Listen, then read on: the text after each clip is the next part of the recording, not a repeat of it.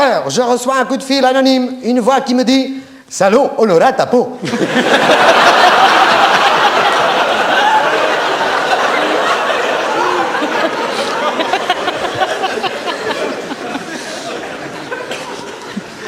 Je suis sûr que c'est le noir du 6e.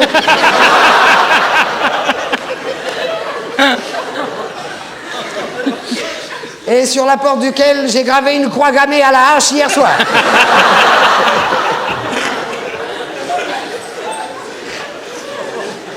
Je l'emmerde. 4h30, je cire mes bottes d'officier allemand SS que j'ai acheté aux puces. Puis je me mets mon manteau de cuir noir avant de me rendre chez le tatoueur. Et je bois une bière pour la route. 5h, il est exactement 5h pile. Je rentre chez le tatoueur pour me faire un tatouage du Führer sur l'omoplate droite. La séance commence. Au bout de 5 minutes, les douleurs sont intenables. Je serre les dents sur le goulot de ma canette. Mais l'amour du Führer demande beaucoup d'abnégation. Tout d'un coup, horreur! Horreur! Je m'aperçois que la chaîne que le tatoueur porte à son poignet est gravée de son nom. Lévi!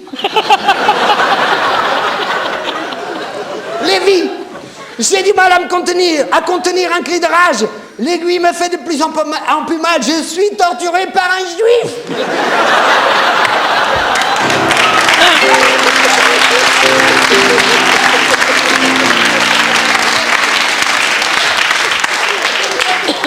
J'ai mal, c'est long. Pourvu qu'il s'apparle... Pardon,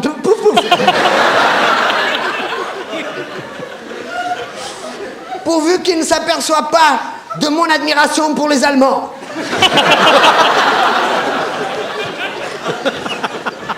7h moins le quart, le tatoueur me dit, c'est presque fini. Si vous voulez, je peux vous faire Himmler sur l'omoplate gauche. Oh l'enflure, je le paye et je m'en vais. 7h, je ne peux plus bouger mon bras droit. Les douleurs sont insupportables. Je prends le métro.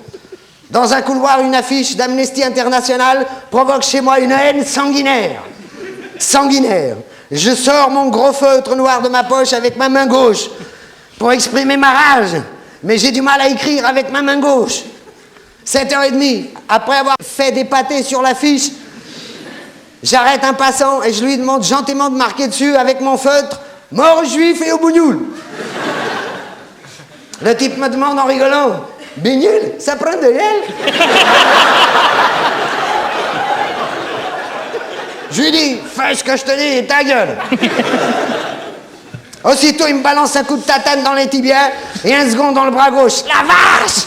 8h30, je me traîne en boitant, mes 2 bras mortifiés devant la brasserie munichoise. Je tombe sur la belle Elsa, ses cuissardes, son berger allemand. Elle me dit « Ça fait longtemps que je t'ai pas vu. Tu montes ?»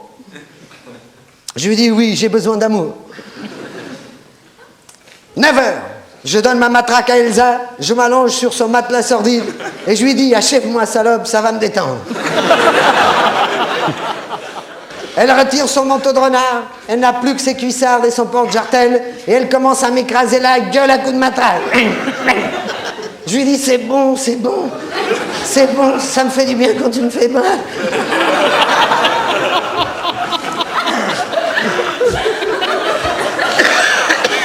Elle me dit « Hein, t'aimes ça, salaud? Hein, t'aimes ça ?» Je lui dis « Oui, oui, oui, oui. Je dis « À ton chien de me mordre aussi. »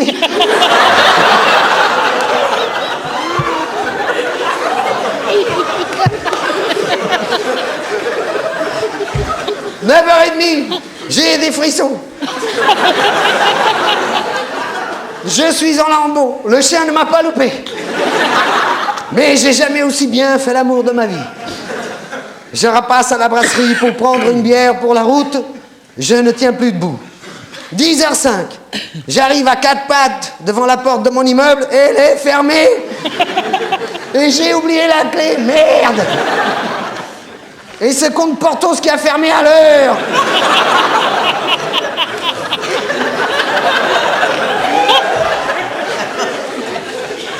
Fou de rage, je balance des coups de tatane dans la loupe. Parce que mes bras me font trop mal. Mais il fait semblant de pas m'entendre, l'enflure. Minuit, je tombe de fatigue et de sommeil et je me couche dans une poubelle après avoir vomi. 4 heures du mat, j'ai des frissons. J'entends la porte qui s'ouvre. C'est le noir du 6e qui part au boulot. Je hurle. Laissez la porte ouverte. Il me dit, je ne réponds pas aux gens qui me parlent d'une poubelle.